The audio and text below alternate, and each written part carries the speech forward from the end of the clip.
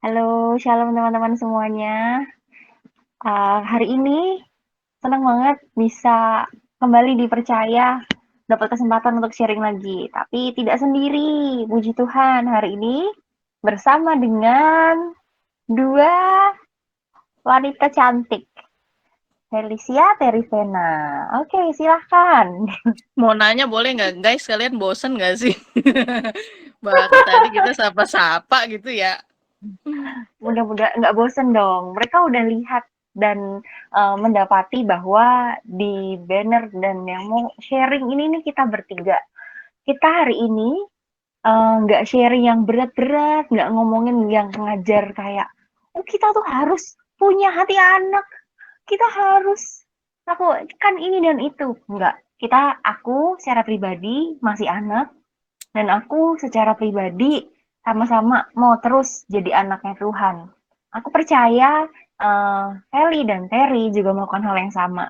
Setiap kita ada Koko Andres, ada Koko Christian, ada semua tim inti dan juga teman-teman yang join di sini, kita semua masih anak dan mau terus untuk jadi anaknya Bapak. Tapi boleh mintakah untuk Cici Feli pimpin kita dalam doa sebelum kita dengar sharing firman satu kali lagi? Boleh, boleh. Teman-teman, mari kita berdoa ya. Dialah Bapa kami dalam kerajaan surga, terima kasih atas berkat-Mu pada hari ini. Ya Tuhan, sebentar mendengarkan firman-Mu. Ya Tuhan, biarlah Engkau yang mengurapi mulut, lidah, bibir hamba-hamba yang akan sharing pada malam hari ini. Biarlah hanya apa yang daripada-Mu sajalah yang dapat keluar, yang dapat tersharingkan ya Tuhan. Ya Tuhan, siapkanlah juga hati daripada setiap kami yang akan mendengarnya, sehingga kami dapat mendapatkan pesan ya Tuhan yang daripada-Mu yang sungguh-sungguh merembak kepada setiap kami ya Tuhan. Biarlah Engkau yang mengambil alih sharing ini ya Tuhan, sehingga kami dapat bertumbuh, berkembang, dan mendapat sesuatu yang berharga. Dalam nama Tuhan Yesus kami berdoa dan mengucap syukur, haleluya, amin. Oke, amin. Thank you, Cici Feli. Nah, kita hari ini nggak akan sharing yang berat-berat gitu kan ya, Ci Feli, Ci Terry. Tapi kita bentuknya akan ngobrol-ngobrol. Nah, yang biasanya ditanyain kayak menjadi anak bapak itu harus harus apa? Harus kayak gimana sih? Idealnya tuh kayak gimana gitu ya? Yang gini, mungkin bridgingnya atau pertama kali yang banyak ditanyain adalah gini. Pertanyaan yang umumnya ditanyakan, Kak, memangnya kita itu harus punya karakter seperti apa sebagai anak bapak? Itu mungkin yang jadi pertanyaan juga yang teman-teman punya. Aku bantu awali dan sharingkan, nanti boleh dilanjutin oleh Cici Terry, terus juga Cici Feli, gitu ya. Oke, boleh tolong ditampilkan apa yang harus dimiliki sebagai karakter anak bapak. Nah, yang aku temukan dan aku pelajari, karena aku juga mimin hits gitu, tapi nggak berarti karena mimin hits harusnya hits, tapi memang setiap kita anak-anaknya Tuhan sebagai anak bapak emang harus ngehits gitu. Jadi nggak cuma aku doang, nggak cuma hits ini doang, tapi emang kita harus punya karakter yang hits. Karakter yang hits itu apa? Itu singkatan dari 4 kata ini. Yang punya sikap hormat, punya sikap intim, punya sikap taat, dan punya sikap yang setia. Nih, aku nggak bisa lihat teman-teman nih kan, karena kebanyakan off cam, tapi aku mau denger dan aku mau melihat dengan iman, teman-teman bilang, kita harus punya karakter hits. Aku belum dengar dia, berdengan iman. Oke, aku mulai melihat dengan imanku bahwa teman-teman mengikutinya. Oke, satu kali lagi. Ini seru nih, seru nih. Seru nih. Satu kali lagi. Aku harus punya karakter hits. Mantap. Aku bisa melihat gerak-gerik bibir dan menyatakan bahwa kita semua mau jadi orang yang hits. Punya sikap hormat, punya sikap intim, mau taat dan setia. Thank you Karen, kamu ngetik. Oke, okay, thank you. Nah, hormat itu apa? Intim itu yang gimana? Taatnya seperti apa? Dan setianya kayak gimana? Kita mau sama-sama buka dan kita mau sama-sama pelajari dan lakukan. Nggak cuma belajar dari firman, tapi lakukan. Boleh tolong di next? Kita sama-sama baca ya. dari Efesus 6 ayat 1 sampai 4. Bunyinya seperti ini. Hai anak-anak, taatilah orang tuamu di dalam Tuhan, karena haruslah demikian. Hormatilah ayahmu dan ibumu. Ini adalah suatu perintah yang penting. Seperti yang nyata dari janji ini, supaya kamu berbahagia dan panjang umurmu di bumi. Dan kamu, bapak-bapak, janganlah bangkitkan amarah di dalam hati anak-anakmu, tetapi didiklah mereka di dalam ajaran dan nasihat Tuhan. Nah, dalam perikop ini, dalam bagian Efesus 6 ayat 1-4 ini, kita juga tahu karakter yang pertama yang harus kita miliki sebagai karakternya anak Tuhan adalah karakter yang hormat. Di ayat 2 ditegaskan bahwa di firman ini, hormatilah ayahmu dan ibumu. Ini adalah suatu perintah yang penting. Bahkan di firman ini dibilang bahwa penting loh untuk kita punya sikap hormat dan hormati orang tua. Orang tua di sini nih nggak cuma orang tua kandung, tapi juga orang tua rohani, orang yang menjadi otoritas di atas kita. Dan sikap hormat itu memang sesuatu sikap yang harus kita punya. Itu yang aku pelajari. Karena tanpa rasa hormat, tanpa rasa respect, itu kita nanti susah untuk bisa punya hubungan yang baik sama orang tersebut. Jadi waktu dinyatakan di sini harus hormat, ya harus hormat. Langsung di next, di yang kedua, ada di Mazmur 62 ayat 5. Bunyinya seperti ini. Hanya pada Allah saja kiranya aku tenang, sebab daripadanya lah harapanku. Ngomongin keintiman, kita pertama kali harus intim dulu sama Tuhan. Waktu kita connect sama Tuhan, waktu kita intim, hati kita akan tenang. Begitupun waktu kita berhubungan sama manusia, sama otoritas, sama orang tua kita. Nah, Bapa, Tuhan adalah Bapa kita, yang benar-benar Bapa, Aba. Nah, itu dia, makanya harus intim dulu sama Tuhan, punya keintiman, punya ketenangan, dan itu karakter yang benar-benar harus kita punya. Boleh tolong di next berikutnya. Yang ketiga, boleh dibalikin dulu ke yang tadi Efesus. Nah, di ayat pertama, kalau kita perhatikan di Efesus 6 ayat 1, disebut bahwa, hai anak-anak, taatilah orang tuamu di dalam Tuhan, karena haruslah demikian. Simak taat itu adalah sikap yang Tuhan mintakan. Untuk anak-anak ya harus taat sama orang tuanya. Sekalipun kita kayak dulu, mami papi ini kok ngeselin gitu. Tapi ini firman Tuhan. Dan firman itu perlu dilakukan. Sekalipun kita masih nggak ngerti kenapa kita harus lakukan itu, selama papi, mami, baik itu jasmani ataupun rohani, itu meminta kita melakukan yang benar dan sesuai sama firman Tuhan, kalaupun itu nggak enak buat daging kita, tetap lakukan. Karena Tuhan meminta kita untuk menaati orang tua kita di dalam Tuhan. Jadi kalau orang tuanya nggak di dalam Tuhan, ya nggak usah diikutin, karena berarti nggak sesuai sama firman. Tapi kalau orang tua di dalam Tuhan dan memerintahkan atau menyuruh melakukan yang di dalam Tuhan, lakukan. Karena ada buah dari ketaatan itu. Oke, boleh tolong yang terakhir, bagian yang setia. Nah, setia itu dari Mazmur 101 ayat 6. Mataku tertuju kepada orang-orang yang setiawan di negeri, supaya mereka diam bersama-sama dengan aku. Orang yang hidup dengan cara yang tak bercela akan melayani aku. Jadi Tuhan sendiri itu menyatakan bahwa Tuhan Allah kita itu mencari orang yang setiawan. Tuhan mencari orang yang benar-benar mau setia. Jangan sampai kita cuma ngomong doang, tapi nggak melakukan. Jangan cuma ngomong mau komit, tapi nggak melaksanakan. Nah, itu berarti nggak setia. Cuman mau pas enak-enaknya aja. Nah, kita anak-anak Tuhan harus punya karakter yang hits. Hormat, intim, taat, dan setia. Itu bagian pertama dari menjadi anak Bapa. Sekarang selanjutnya silahkan Cici, Terry, Hena. Mantap.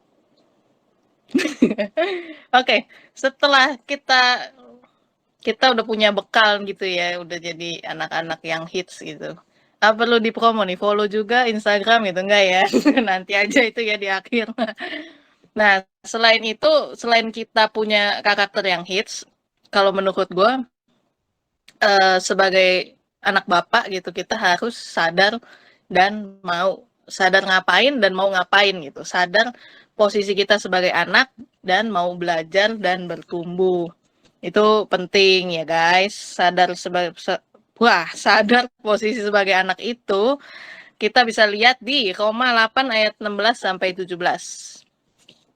Roh itu bersaksi bersama-sama dengan roh kita bahwa kita adalah anak-anak Allah. Dan jika kita adalah anak Allah, maka kita juga adalah ahli waris. Maksudnya orang-orang yang berhak menerima janji-janji Allah yang akan menerimanya bersama-sama dengan Kristus, yaitu jika kita menderita bersama-sama dengan Dia, supaya kita juga dipermuliakan bersama-sama dengan Dia. Nah, kan kita udah dikasih tahu nih, di Alkitab aja udah dibilang, kamu tuh anak-anak Allah gitu, anak-anak Bapa. Nah, kan itu udah jadi suatu pemberitahuan gitu ya buat kita kan, jadi kita bisa lebih sadar posisi kita sebagai anak. Nah, kalau yang secara jasmani itu, gimana sih menempatkan posisi sebagai anak gitu ya. Kalau yang menurut gue gitu kayak pengalaman yang sehari-hari, kalau gue jadi anak nih, anak kandung nih, anak beneran emak bapak gue, itu jadi anak tuh menurut gue nggak bisa sok tahu gitu. Karena ya gue mungkin pernah sharing ini sebelumnya di Subkomsel gitu, ketika zaman sekarang gitu teknologi maju, orang tua kita kan nggak selamanya ngikutin perkembangan teknologi itu gitu kan. Kita kan sebagai anak-anak gitu, apalagi masih muda-muda, anak-anak muda gitu kan lebih update gitu ya sama teknologi. Nah, kita kan suka, misalnya mereka nanya gitu, ini gimana sih cara buka GPS gitu misalnya gitu, kok nggak bisa sih dari sini, kok biasa kan ditunjukin gini. Misalnya kita udah ngajarin nih sekali, nggak lama pas mereka mau pergi nanya lagi gitu kan, kadang-kadang ya mungkin kalian enggak deh ya, gue aja gitu yang bandel gitu. Jadi kadang-kadang tuh kita kayak udah greget gitu, kayak lah kan kemarin udah dibilangin, ini kan gini-gini doang misalnya kayak gitu. Nah itu kan sebenarnya kita juga, gua maksudnya sok tahu gitu kan, kayak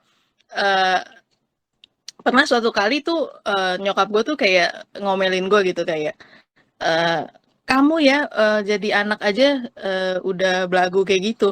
Kamu kan ngerti buka GPS juga dulu kecilnya kan mami yang ajakin gitu. Nah itu gue kayak iya ya gitu. Kayak gue belagu banget gitu. Gue kan baru beberapa puluh tahun gitu di dunia, nggak sebanyak mereka gitu kan. Jadi apa yang gue tahu sekarang itu kan dari apa yang gue tahu dulu gitu. Jadi itu gue bener-bener ngena banget gitu, kayak lu tuh anak gitu, jangan sok tahu gitu, lu bisa buka GPS tuh karena lu bisa baca gitu, karena lu sekolah, yang sekolahin juga orang tua lu, yang ngajakin baca juga mak lu. Kan nggak mungkin gitu waktu kecil ya dieja ya ABC gitu apa gimana belajar baca tahu-tahu bisa gitu kan, nggak, pasti mereka kan berulang-ulang gitu ngajarinnya. Nah, itu kan contoh yang ya sebenarnya dari cerita gue tuh gue contoh yang nggak baik gitu ya, karena gue nggak tahu diri gitu, gue so tahu gitu. Nah, kalau contoh yang baiknya itu tuh kita bisa belajar dari Tuhan Yesus gitu. Ya udahlah, beda kasta ya, itu mah pasti bener lah gitu. Ini harus kalian ikutin nih. Tuhan Yesus itu dia tuh menempat dirinya sebagai anak waktu dia di dunia. Dia tahu nggak sih dia yang punya anak yang punya semua dunia gitu, maksudnya surga bumi punya dia, ya tahu gitu. Tapi dia ketika dia di dunia, ketika dia menjelma menjadi manusia, dia tuh punya orang tua jasmani gitu kan, si Yusuf sama Maria gitu. Nah, Tuhan Yesus tuh menempatkan dirinya gitu sebagai anak, nggak pas baru lahir tuh nggak so tahu gitu, anak raja nih gue, lu siapa gitu, nggak gitu. Tuhan Yesus tuh tahu gitu menempatkan posisi dia sebagai anak gitu. Jadi menurut gue ketika kita di posisi sebagai anak, bersikaplah sebagai anak, jangan sok tua gitu, jangan kayak enggak lah, enggak gini gitu. Itu kan kayak sok tahu gitu ya, sok tua kan, kayak kita udah pernah ngalamin aja gitu. Nah, biar nanti ketika kita jadi orang tua, kita juga bersikap seperti orang tua, kita jangan kekanak-kanakan. Jadi kita jangan sampai kebalik gitu ya, giliran jadi anak ya udah kita tetap jadi anak, jangan sok tua. Giliran kita jadi orang tua, ya kita beneran jadi orang tua, jangan kekanak-kanakan gitu. Yang kedua, itu kan mau belajar dan bertumbuh. Itu ada di Lukas 2 ayat 46. Nah, sesudah 3 hari mereka menemukan dia dalam bait Allah. Ia sedang duduk di tengah-tengah alim ulama sambil mendengarkan mereka dan mengajukan pertanyaan-pertanyaan kepada mereka. Nah, ini mau belajar dan bertumbuh, itu kita juga bisa belajar dari Tuhan Yesus, karena dia waktu jadi manusia, yang dia umur belasan tahun itu tuh, yang dia ke Bait Allah, itu kan dia belajar gitu. Ia duduk dan mengajukan pertanyaan di ayat yang tadi kan dibilang gitu. Mengajukan pertanyaan itu kan berarti Tuhan itu diskusi gitu kan, tahu, pengen belajar gitu, pengen gali informasi gitu kan.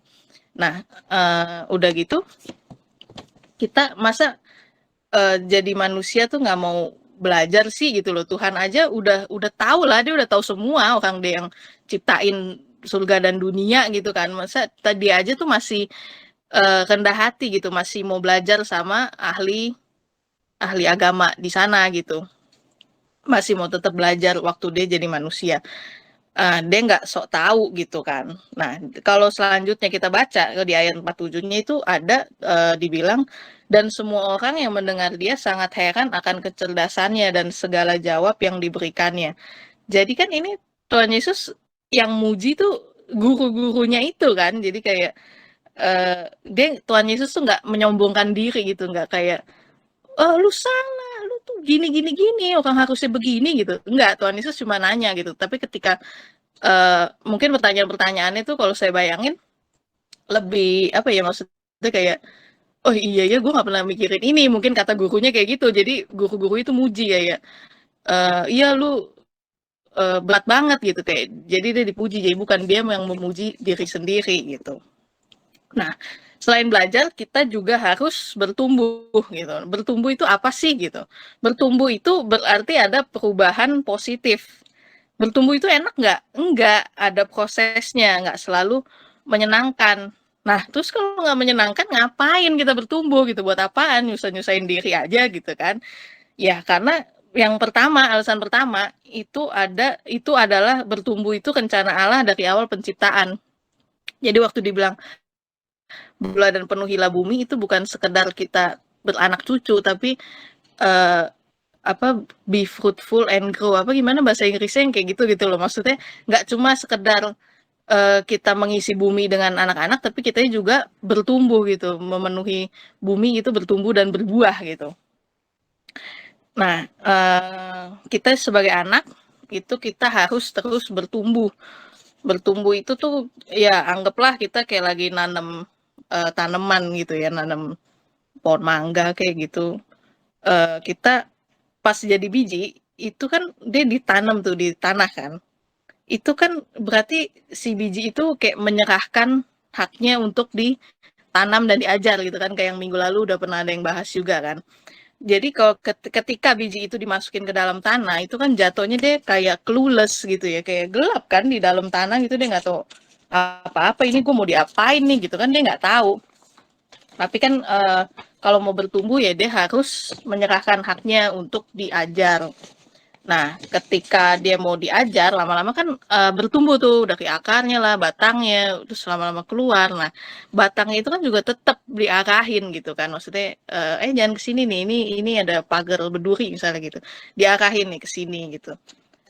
Nah, udah gitu, nggak cuma itu aja sih. Kadang-kadang kan kita juga punya ego atau pemikiran sendiri gitu kan.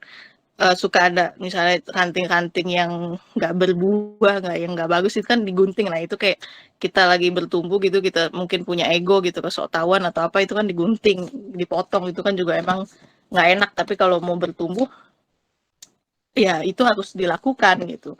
Sampai kita udah berbuah pun gitu, sampai nantinya kita nih misalnya jadi anak, kita dimentorin. Sampai nantinya kita mementorkan orang, itu kita juga harus tetap bertumbuh gitu. Walaupun kita kan cerita udah berbuah nih ya, kita udah, oh gue udah mentorin orang nih gitu.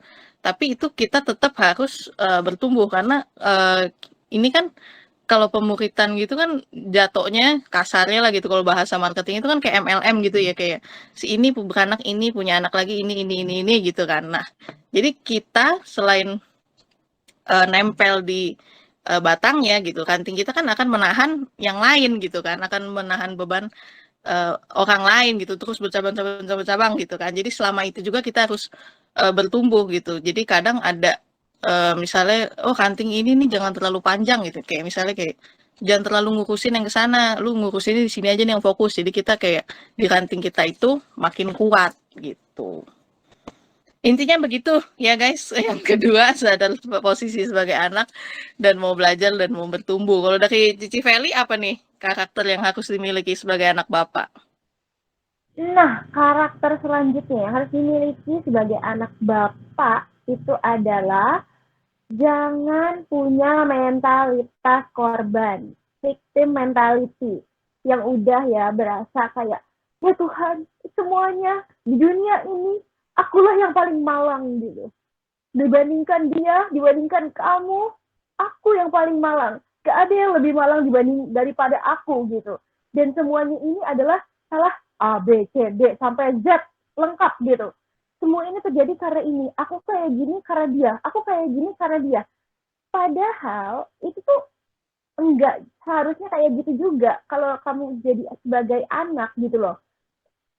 Gimana ya? Jadi mentalitas korban itu adalah yang bisa jadi menghambat kamu untuk mempunyai hati anak yang sesungguhnya.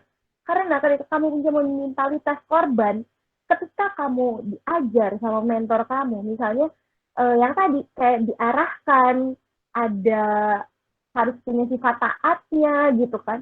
Itu tuh nggak bisa kalau kamu punya mentalitas korban. Karena apa? Ketika kamu diarahkan, tapi itu nggak enak gitu.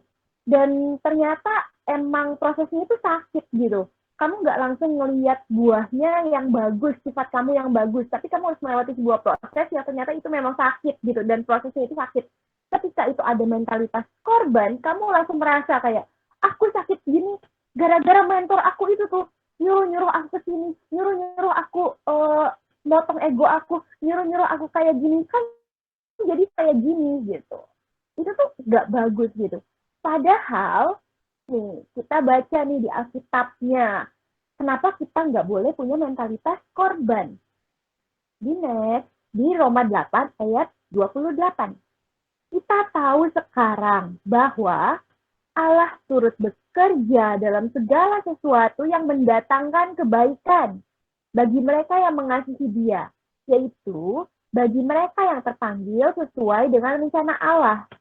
Allah tuh turut bekerja loh. Jadi apapun yang terjadi dalam hidup kita, seharusnya kita tahu dan kita bisa percaya bahwa Tuhan itu pasti deh punya rencana yang baik gitu. Nggak semua yang kita alami, yang menurut kita sakit, yang menurut kita ini semua gara-gara si A, si B, itu tuh mendatangkan sesuatu yang buruk gitu. Karena sebenarnya rencana Tuhan baik kok. Mungkin setelah kalian nih mengalami hal-hal tersebut yang menurut kalian adalah sebuah kemalangan gitu, kalian adalah korban, setelah itu mungkin Tuhan tuh mau gitu lewat itu kalian bisa bertumbuh menjadi lebih baik lagi, atau kalian bisa nih ketika kalian sudah memuridkan gitu, anak kalian mengalami nih hal yang sama. Kalau kalian tidak mengalami itu lebih dahulu, bisakah kalian menjawab membantu kesulitan anak kalian yang nanti kalian mentorin? Nggak bakal bisa gitu. Pasti nanti harus tanya ke orang lagi kayak gitu.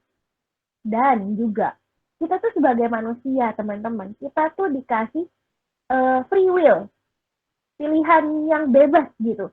Jadi ketika kita mungkin mengalami sebuah kemalangan-kemalangan, bisa jadi itu adalah dampak dari pilihan kita sendiri, bukan selalu dampak dari orang lain gitu. Kita harus menganalisa nggak semuanya salah dari orang lain, nggak selalu kita tuh menjadi korban gitu kan. Kita harus tahu gitu sumbernya itu dari mana, nggak selalu kita jadi korban, bisa jadi itu adalah dampak pilihan kita sendiri, kayak gitu teman-teman. Nah, jadi ingat, nggak boleh play victim, janganlah selalu punya korban, aku sebagai korban di sini, nggak selalu kayak gitu, karena rencana Tuhan itu baik, proses itu nggak selalu enak, dan kita pun harus ada taat gitu dengan apa yang dibilangin, nggak selalu semuanya itu salah gitu teman-teman. Dan selanjutnya diserahkan kembali kepada si Siska.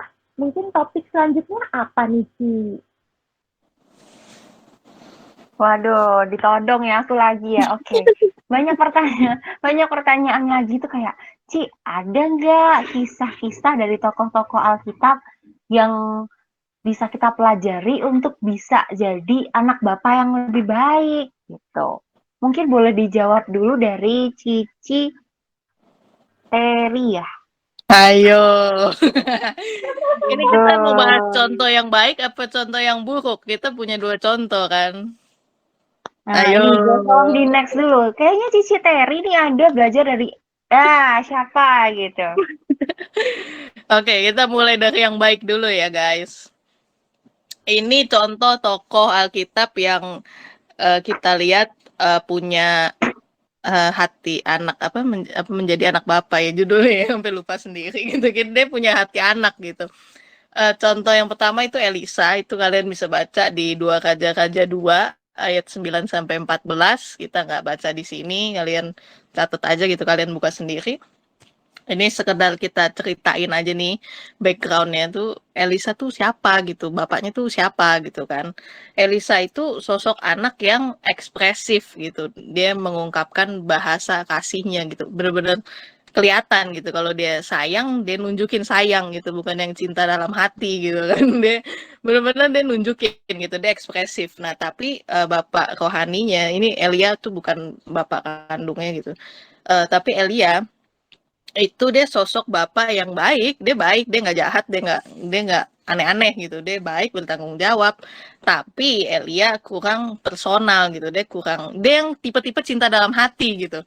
Jadi kayak Elia tuh bukan bapak yang tahu-tahu, tayang tayang tayang anak papa gitu ya, nggak gitu, nggak selalu gitu kayak misalnya mau tidur, oh ya good night ya anak papa gitu, I love you gitu, enggak gitu. Terus Elia tuh nggak seekspresif itu gitu, dia ya cukup kaku lah gitu karena kenapa gitu ya, mungkin dulu waktu Elia jadi anak dia juga eh, nggak membangun yang hubungan yang personal gitu, jadi dia terbiasa kayak oh ya udah itu bapak gue baik. Oke oke, oh ya gue contoh deh yang baik ya. Oh, I love you gitu, kayaknya nggak pernah deh gitu ya, dia jadi begitu gitu, jadi pas ketika dia jadi bapak juga dia jadi kaku gitu kan. Nah kalau Elisa itu dia punya relationship nih. Yang pertama tuh kenapa Elisa itu tokoh Alkitab yang menjadi anak bapak itu karena dia memiliki relationship-nya itu ngapain sih gitu. Jadi Elisa itu bener-bener eh, sadar nih, ini Elia nih bapak mentor gue nih, aduh gue sayang banget sama dia gitu, yang bener-bener mau mau ngikutin Elia kemana-mana gitu. Yang penting gue sama Elia gitu, gue nggak peduli gue makan kayak enggak kayak ya kan, sama di perjalanan kali gitu kan lapar ya, nggak ada Gojek, GoFood gitu kan nggak ada gitu. Jadi selama dia ngikutin tuh dia bener-bener yang penting ada Elia gitu. Jadi Elisa tuh benar-benar mengharapkan presence atau kehadiran si Elia, bukan present atau hadiah gitu. Jadi dia benar-benar cuma mau yang penting ada Elia gitu. Dia nggak mengharapkan kayak entar kalau gue sama Elia entar gue dibeliin apa gitu. Enggak gitu. Dia nggak mengharapkan hadiah gitu, atau kalau gue ngikutin Elia nanti gue dapat ungkapannya gitu kan. Karena yang pengikut-pengikut lain gitu, anak-anak rohani Elia yang lain itu ngikutin Elia tuh cuma ada maunya gitu, cuma nyari ungkapannya Elia gitu, dia nggak nyari Elianya gitu, dia nggak kayak Elisa kan gitu, kayak yang penting ada Elia gitu. Kalau mereka yang penting ada ungkapannya nih, gue harus ikutin dia biar gue bisa dapet ungkapannya kayak gitu. Nah ketika Elia terangkat ke surga, mana tuh hilang contekan saya bentar ya. Ketika Elia diangkat ke surga gitu, Elisa tuh punya terbukti dia punya hubungan personal. Nah, ini yang poin kedua, memiliki hubungan gitu ya. Dia punya hubungan personal. Kenapa? Karena dia ya anggaplah dia doang gitu ya. Kalau yang saya imajinasiin tuh Elisa doang yang nangis tuh sampai jejeritan gitu, sampai sesunggukan gitu, kayak papa gitu, papa mana, kok papa udah nggak ada gitu, yang benar-benar nangis gitu. Sementara yang lain kan cuma oh dia diangkat lah, loh terus gue dapat apa gitu, ungkapannya mana gitu kan, kayak bener-bener yang mereka cari tuh anak-anak lain itu tuh cuma warisannya gitu. Jadi bener-bener cuma apa nih yang gue dapet nih setelah Elia nggak ada tuh apa gitu. Kalau Elisa enggak gitu, dia bener-bener eh, nangis gitu kayak bener-bener ya aku dia belum nggak ada sih, terus kok gimana gitu melanjutkan hidup gue tuh gimana gitu, dia nggak peduli kayak ya ada warisannya gitu, kayak ya anggaplah kalau di sinetron gitu kalau jahat kan pasti bapaknya meninggal tuh ada suara gitu dalam hati. Wah, berarti rumah 1 miliar itu akan jadi milikku gitu kan ya, yang gitu-gitu kan. Kalau yang cuma mengharapkan warisan kan biasa gitu. Nangis itu drama doang gitu, buka-buka. Kalau yang beneran kan bener-bener kayak diem di samping bapaknya gitu. Kalau yang di film-film bapaknya meninggal ya, kalau ini kan Elia diangkat ke surga. Pasti kan nangis gitu, sedih kayak, oh bapak gue nggak ada kok gini, gimana nih gitu kan, yang beda lah gitu. Orang itu juga pasti bisa lihat lah, kita kan bisa nangkep gitu maksudnya. Nah, udah gitu si Elia itu dia sadarnya telat gitu, karena dia kan biasa jadi bapak yang kaku gitu kan, bapak yang cuma ya udah baik gitu tapi nggak gitu personal. Dia saking kakunya dia jadi dia pikir ya udah Elisa juga mau cuma ungkapannya doang gitu, jadi dia nggak pernah ada bahasa kasih lain gitu. Tapi ketika Elia sadar, akhirnya Elia tuh buka jubahnya gitu, dia ninggalin satu-satunya yang bisa dia tinggalin gitu ke Elisa gitu. Nah, Elisa ambil jubah itu juga kayak kayak gimana sih gitu, kayak misalnya gue kan udah nggak punya kakek gitu ya. Pas kakek gue meninggal, emak gue itu kan berarti anaknya si kakek gitu kan. Itu kan ngambilin baju kakek itu maksudnya kayak ini masih kayak bau aromanya kakek gitu kan, maksudnya kayak sebagai benda yang ceritanya mengobati rasa rindu gitu kan. Elisa juga gitu, jadi dia ngambil jubahnya itu tuh dengan sedih gitu, tapi kayak masih inget-inget gitu kayak oh ini Elia tuh kayak gini gitu, aduh gimana ya gitu, rasanya kayak masih deket gitu padahal Elianya udah nggak ada yang kayak gitu-gitu. Nah, eh Elisa iya bener, Elisa itu jadi memiliki ungkapan yang 2 kali lipat itu bukan karena jubahnya Elia gitu, tapi karena Elisa punya hubungan sama Elia gitu. Makanya yang poin ketiga tuh Elia punya kasih sejati gitu, karena kan kita lihat dia nggak peduli gitu. Ketika yang lain peduliinnya warisan, Elisa tuh nggak peduli sama warisan gitu. Dia lebih membutuhkan kehadiran Elia di situ gitu. Jadi ungkapan itu datang dari hubungan. Elisa tuh nggak nafsu mengejar hartanya Elia gitu. Dia nggak cuma mau ungkapannya Elia, tapi dia mau hubungannya dengan Elia gitu. Jadi ungkapan tuh mengalir ketika ada hubungan gitu, sama kayak eh, misalnya lu punya komputer terus punya modem. Modem itu kan kayak hartanya gitu ya, ungkapannya gitu. Tapi kan lu punya modem, lu punya komputer, kalau nggak ada hubungan gitu, nggak ada kabel gitu yang ngalirin itu, percuma kan gitu. Kayak buat apa lu punya modem itu gitu, lu nggak bisa ngapa-ngapain juga di komputer itu, nggak bakal bisa buka apa-apa kayak gitu. Jadi poin yang kita pelajarin dari Elisa itu, kita harus jadi anak itu kita harus punya relationship yang menginginkan kehadiran gitu, bukan sekedar hadiah. Kita harus memiliki hubungan karena dari hubungan itu mengalir urapan. Kita juga harus punya kasih sejati. Sama sih sebenarnya sampai memiliki hubungan ya gitu, karena dia benar-benar mengasihi Elia gitu kan. Jadi kasihnya tuh nggak sekedar karena ada maunya gitu, bener-bener mau apa adanya gitu. Kalau itu dari Elisa. Selanjutnya si Civeli nih, kayaknya nih mau bahas siapa Civeli? Ini mau bahas salah satu tokoh yang, waduh, ini ayatnya tuh super singkat, padat, jelas. Jadi boleh ya aku bacain ya. Tokoh ini namanya tuh Yabes. Mungkin kalau orang-orang yang cuma kelibet doang lihat gitu, kayak mungkin nggak kepikir nih bahwa Yabes ini tuh ternyata mempunyai loh hati anak gitu. Nah, Yabes ini ada di 1 Tawaris 4 ayat 9 sampai 10. Di sini ayatnya sih harusnya di ayat 10-nya nih yang mungkin teman-teman terkenal nih, aku pernah dengar ayat 10-nya. Tapi sebenarnya di balik itu ada ayat 9-nya nih teman-teman. 1 Tawari 4 ayat 9. Yabes lebih dimuliakan daripada saudara-saudaranya. Nama Yabes itu sendiri diberi ibunya kepadanya sebab katanya, aku telah melahirkan dia dengan kesakitan. Ayat 10. Yabes berseru kepada Allah Israel, katanya, kiranya engkau memberkati aku berlimpah-limpah dan memperluas daerahku, dan kiranya tanganmu menyertai aku dan melindungi aku daripada malapetaka, sehingga kesakitan tidak menimpa aku. Dan Allah mengabulkan permintaannya itu. Nah, hati anaknya di mana sih? Kan itu ayatnya cuma minta kekayaan. Oh bukan dari situ gitu. Mungkin orang-orang bingung, itu hati anaknya dari mana?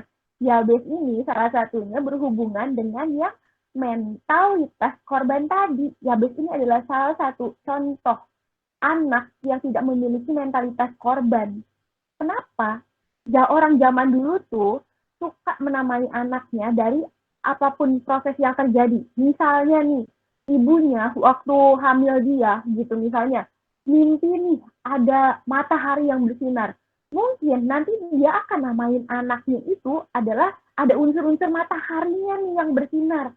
Atau ketika nih dia melahirkan, tiba-tiba ada nih misalnya kucing yang lewat gitu. Bisa jadi ada unsur-unsur di kucing lewat itu gitu. Atau ada tiba-tiba ada puting beliung, bisa-bisa nama unsur anaknya itu ada puting beliungnya.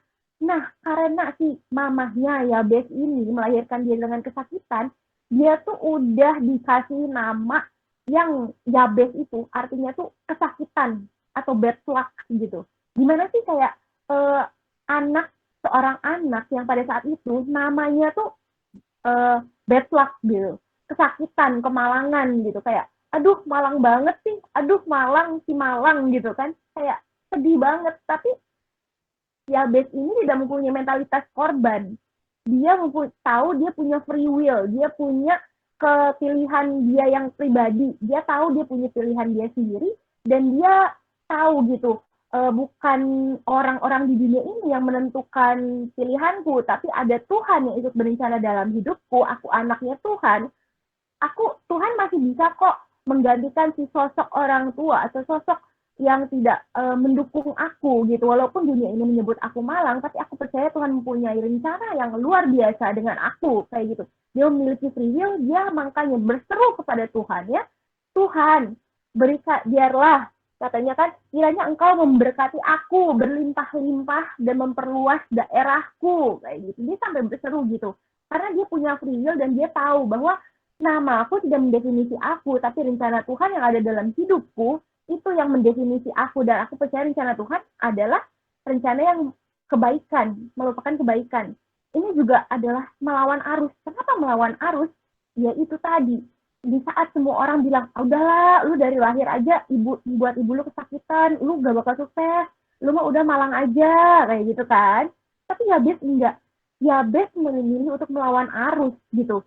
Yabes percaya, Yabes melawan arus, mungkin Yabes berusaha dengan sangat keras membuktikan, akhirnya dia bisa sukses, dan di situ ada biaya terakhir, dan Allah mengabulkan permintaannya itu.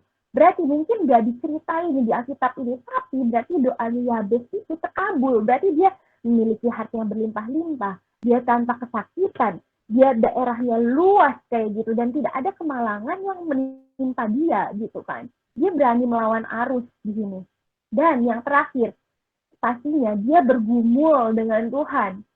Karena kalau Tuhan sampai mendengarkan doa si Yabes ini, aku percaya kalau nggak ada koneksi yang kuat, nggak intim dengan Tuhan, mau nggak sih Tuhan dengerin kita? Enggak. Dan segimana sih deketnya Yabes ini dengan Tuhan, itu tuh kelihatan banget. Sebenarnya aku penasaran kan. Karena ini ayatnya singkat, padat dan jelas, aku coba nih cari-cari translation di bahasa Inggris gitu. Siapa tahu ada poin-poin berbeda gitu, kata terjemahan berbeda. Dan ternyata aku nemuin di King James Version-nya, kalau di Indonesia bilang, kiranya engkau memberkati aku berlimpah-limpah gitu kan. Kiranya itu kan kayak kita memohon, tolong dong kepada yang berkuasa, kiranya engkau memberikan aku segelas air gitu kan. Tapi dia belum tahu, dia memohon agar dia, oh lu mah baiklah kasihlah gue segelas air kayak gitu. Tapi di King James Version dia tuh lebih kayak bilang gitu, aku tahu engkau pasti akan memberkati aku berlimpah-limpah dan memperluas daerahku. Kalau di King James Version ya dia tuh bisa bilang kayak gitu ke Tuhan. Kalau dia nggak deket banget sama Tuhan, kayak misalnya aku nggak deket nih sama Citeri, bisa nggak sih aku ngomong kayak, aku tahu Citeri kalau aku ulang tahun pasti Citeri mau beliin aku kue kan gitu. Kalau aku nggak deket sama Citeri yang bener-bener deket banget, mungkin Citeri bilang kayak, apaan dah? Dia tiba-tiba gue nggak deket sama lu yakin banget gue bakal beliin lu kue pada saat lu ulang tahun gitu, atau gue akan ngasih coklat pada saat Valentine gitu kan. Gak mungkin kayak gitu. Tapi karena Yabes ini bergumul bersama Tuhan, mungkin banyak hakim-hakim di dunia ini yang bilang lu malang, tapi dia membawa pergumulan-pergumulan hidupnya dengan Tuhan, membangun hubungan yang sangat intim dengan Tuhan, sampai dia bisa bilang, Tuhan aku percaya walaupun semua orang di sini bilang aku malang, aku gak mungkin sukses, aku sudah ditakdirkan menjadi punya bad luck gitu dari nama waktu aku lahir, tapi aku percaya ya Tuhan, kamu pasti akan memberkati aku gitu. Aku punya hubungan, aku punya Tuhan yang besar, engkau punya rencana yang baik, engkau pasti akan memberkati aku berlimpah-limpah, memperluas daerahku, dan itu benar-benar terjadi.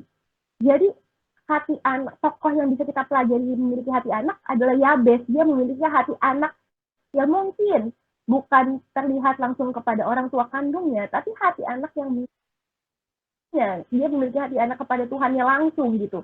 Dia bergantung kepada Bapaknya yang di surga, dan Bapaknya yang di surga itu adalah Bapak yang baik dan dia menyediakan gitu kebutuhan anaknya. Begitu. Selanjutnya, tokoh siapa nih Siska? Oke. Tokoh selanjutnya kita mau sama-sama belajar dari Ham. Tadi kan udah tokoh yang baik, tokoh yang baik. Nah, ini Ham sebetulnya kurang baik. Tapi bukan yang kurang baik terus kita teladani yang kurang baiknya. Kita belajar supaya tidak melakukan apa yang salah yang dilakukan oleh Ham. Ceritanya dari Kejadian 9 ayat 22 sampai 27, tapi nggak akan kita bacain di sini. Aku long story short aja. Aku ceritain. Jadi pada kisahnya itu Nuh keluar dari Bahtera. Terus Nuh itu jadi petani anggur. Terus dia minum anggur, terus dia mabuk, terus dia telanjang dalam kemahnya. Nah, si Ham ini anaknya, kan anaknya Nuh ada 3, Sem, Ham, sama Yafet. Nah, Ham ini melihat Nuh itu telanjang. Jadi melihat aurat si Nuh. Dan dia ceritain justru sama si Sem sama Yafet. Tapi tuh papa tuh auratnya kelihatan gitu. Kayak bergosip. Jadi malah dia melihat sesuatu yang kurang baik dan itu harusnya nggak diceritain, tapi diceritain. Nah, dari sini kita belajar yang pertama bahwa hal yang dilakukan yang buruk adalah tidak ada penguasaan diri dari Ham. Jadi kalau kita mau punya sikap anak yang baik, kita harus punya penguasaan diri. Nah, berbeda dari yang kedua nih, si Sem sama si Yafet. Mereka waktu tahu, di ayat 23, kalau nanti teman-teman baca, mereka itu sesudah tahu kejadian itu, mereka mengambil sehelai kain, membentangkan pada bahu mereka, lalu mereka berjalan mundur sambil menutup aurat ayahnya. Nah, jadi mereka nggak lihat, mereka berpaling muka, mereka nggak mau ngelihat apa yang kurang baik dari ayahnya. Jadi mereka memilih untuk bersikap benar. Jadi belajar dari si Sem dan Yafet untuk bisa punya karakter yang baik sebagai anak adalah punya sikap benar. Dan yang ketiga, meneladani yang baik. Orang tua kita pasti punya keterbatasan. Nuh, sekalipun dia saleh, sekalipun dia orang yang baik, yang Tuhan kehendaki dan Tuhan kenan, tapi ada kejadian atau ada tindakan yang Nuh lakukan dan itu tidak benar. Nah, kita sebagai anak, teladani yang baik dari orang tua kita. Jangan diteladani apa yang buruk dari orang tua kita. Baik itu orang tua jasmani atau orang tua secara orang tua kandung ataupun juga itu orang tua rohani. Teladani yang baik. Jadi ada 3 hal. Penguasaan diri, bersikap benar dan meneladani yang baik. Oke, kita langsung lanjutin aja. Mengingat waktu sangat singkat. Nah, terus kita bisa bilang gini, Kak, Ci, tapi kalau orang tuaku ngecewain gimana gitu. Nah, terus kalau misalkan orang tua ngecewain gimana? Siapa yang mau jawab duluan nih? Boleh nggak Cici Feli? Bisa nggak Cici Feli? Aku. Oke, silakan Cici Bisa. Feli. Maaf ya teman-teman. Aku karena di sini mati lampu, jadi aku tidak bisa menyalakan videonya gitu. Nah, jadi Oke, nggak walaupun apa-apa mengecewakan, Cici. kita harus gimana sih? Yang pastinya kita harus tetap jadi anak baik dong ya. Kenapa kita harus tetap jadi anak baik gitu? Karena itu adalah perintah Tuhan tuh dari awal-awal ada perintah hormatilah ayahmu dan ibumu gitu. Dan ada juga di Mazmur 27 di sini bilang, "Kalipun ayahku dan ibuku meninggalkan aku, namun Tuhan menyambut aku," kayak gitu. Kita tuh anak baik bukan cuma ingat bukan cuma ke orang tua kita, tapi ada Tuhan juga yang bukan merupakan Bapa kita. Kita harus bisa menjadi anak baik kepada Tuhan. Tuhan itu Bapak kita mengajarkan kita harus nih tetap hormat kepada orang tua kita yang di dunia ini kayak gitu. Nah, hormatnya ini kayak gimana sih gitu? Selama orang tua kita mengarahkan kita, mengajarkan kita di dalam Tuhan. Di dalam Tuhannya tuh kayak gimana sih? Yang pastinya sesuai dengan Alkitab dan firman Tuhan. Selama orang tua kita tidak menyuruh kita melakukan sesuatu yang bertentangan dengan firman Tuhan, kita harus tetap hormat ke mereka dengan cara mengikuti ajaran mereka. Walaupun nih, alah, papaku mah begini, mamahku mah begini, bisa aja dia ngajarin aku sesuai Alkitab, padahal kelakuannya kayak gini, munafik banget sih gitu kan. Nggak boleh kayak gitu, kita harus tetap hormat ke orang tua kita, kayak gitu. Hormat itu tidak selalu yang namanya sama kayak mengagumi gitu kan. Hormat itu adalah kita respect, kita memberikan apa yang memang seharusnya menjadi haknya mereka, kayak gitu. Ketika mereka tetap mengajarkan yang baik, mengajarkan sesuai firman Tuhan, kita respect sama mereka. Kita tetap menjawab mereka, kita tetap melakukan apa yang mereka ajarkan gitu loh. Walaupun mungkin orang tua kita menurut kita, aduh jahat banget deh, udah deh, masuk penjara lah, atau ngebunuh lah, atau apalah gitu. Tapi kita harus tetap hormat, karena di Alkitab diajarkan untuk kita menghormati orang tua kita, dan itu perintah yang penting. Jadi, mau misalnya sejahat apapun, dan seburuk apapun orang tua kita yang di dunia, kita harus tetap hormat kepada mereka. Dan jangan sedih gitu. Walaupun mungkin kesannya orang tua kita yang di dunia ini tidak bisa gitu loh. Aduh, mereka tuh udah bener-bener jahat banget deh. Udah ngelantarin aku bener-bener gak hidup dari mereka. Tuh kan udah kurang jahat apa lagi tuh orang tuanya kayak gitu. Aku bener-bener gak hidup dari mereka kok, kayak gitu. Tapi mereka tiba-tiba nongol kayak gitu. Dan mereka tiba-tiba ngatur-ngatur aku kayak gitu. Nah, walaupun orang tuanya itu jahatnya sejahat itu, kita tuh harus tetap punya bapak yang baik loh, orang tua yang baik, bapak kita yang di surga, kayak gitu. Jadi kita harus tetap jadi anak baik di bumi ini, kepada orang tua kita yang ada di bumi, dan kepada bapak kita yang di surga. Begitu. Selanjutnya, dilanjutkan siapa nih? Oke, aku. Nah, terus mungkin ada juga pertanyaan lanjutan. Tapi aku tuh nggak pernah ngerasain kasih seorang orang tua yang baik. Terus gimana? Tenang aja. Selalu ada Aba Momen. Aba Momen itu apa? Itu ada kasih karunia Tuhan yang Tuhan berikan. Kalaupun teman-teman nggak pernah ngerasain, orang tua aku jahat banget, orang tua aku kejam sama aku pengen rasain kasih orang tua. Tenang, Tuhan itu Allah Bapa yang benar. Allah Bapa yang luar biasa baik. Tuhan itu Aba. Aba itu artinya sumber. Di Roma 8 ayat 15 dan 16 disebut demikian. Sebab kamu tidak menerima roh perbudakan yang membuat kamu menjadi takut lagi. Tapi kamu telah menerima roh yang menjadikan kamu anak Allah. Oleh roh itu kita berseru, ya Aba, ya Bapa. Roh itu bersaksi bersama-sama dengan roh kita bahwa kita adalah anak-anak Allah.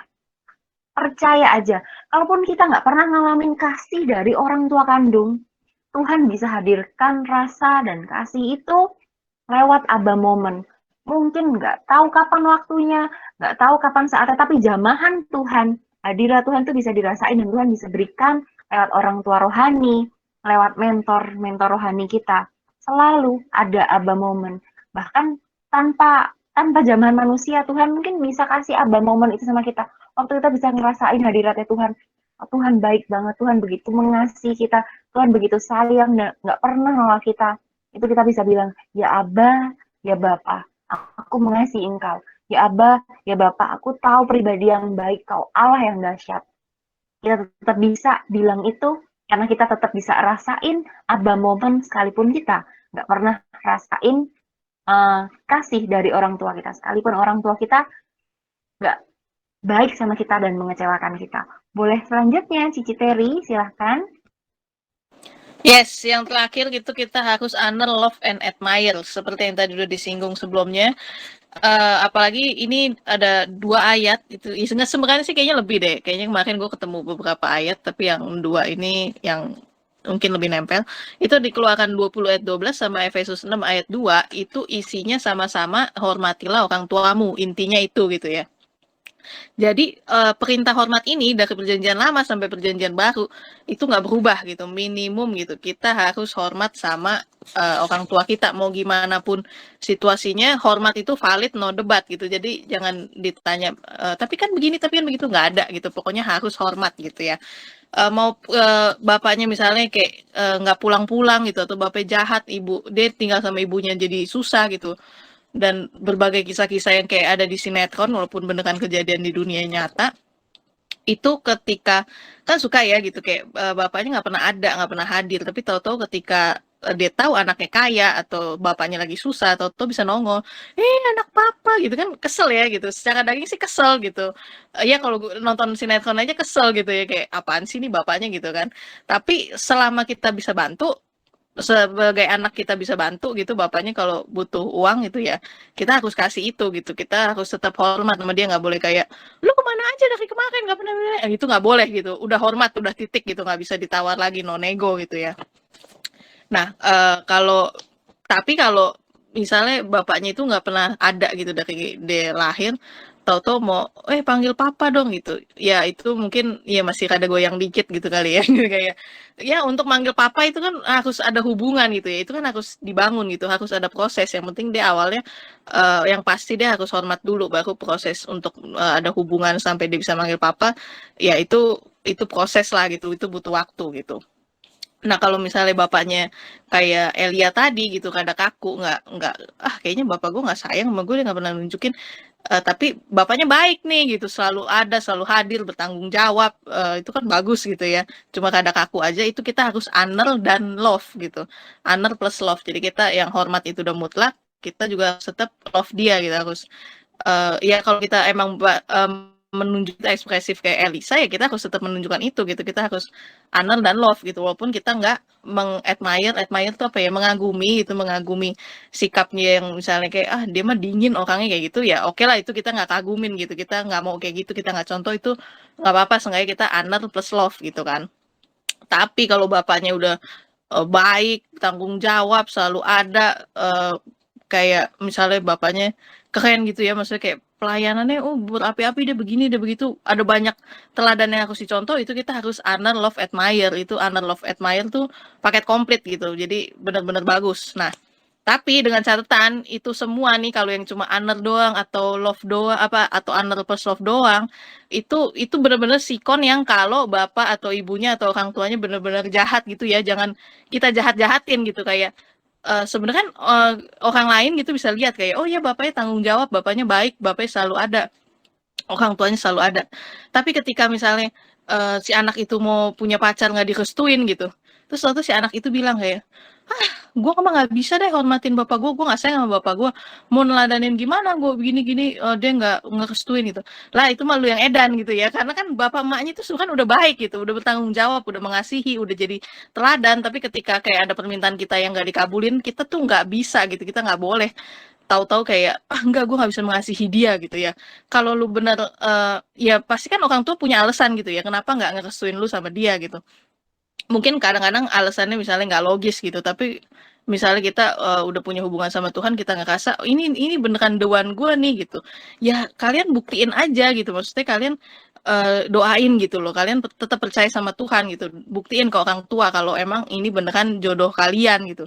Karena kalau yang beneran dari Tuhan itu nantinya ujung-ujungnya itu orang tua tuh pasti kasih restu gitu. Karena semua yang dari Tuhan nggak akan melawan firman gitu. Jadi kalau kalian yang udah punya orang tua yang paket komplit itu kalian benar-benar harus honor, love, admire gitu. Jangan jangan orang tua kalian dijahat-jahatin terus jadi kalian oh gue boleh nih nggak begini, oh gue boleh nggak gitu, itu enggak ya. Jadi intinya begitu. Nah sebagai kesimpulan kita menyimpulkan intinya jangan gagal jadi anak, karena kalau gagal jadi anak ya misalnya nggak gagal-gagal banget gitu kayak Elia itu kan dia anak ya mungkin dari anak juga dia baik gitu tapi kan dia kaku gitu nanti kebawa sampai dia jadi bapak gitu jadi kan nanti takutnya kalau semuanya ada kegagalannya gitu nggak memperbaiki itu kan sampai ke bawah-bawah tuh selalu modelnya sama gitu ya ingat aja gitu kita selalu bisa jadi generasi pertama yang melakukan perubahan itu kita bisa jadi generasi pertama yang jadi baiknya itu gitu.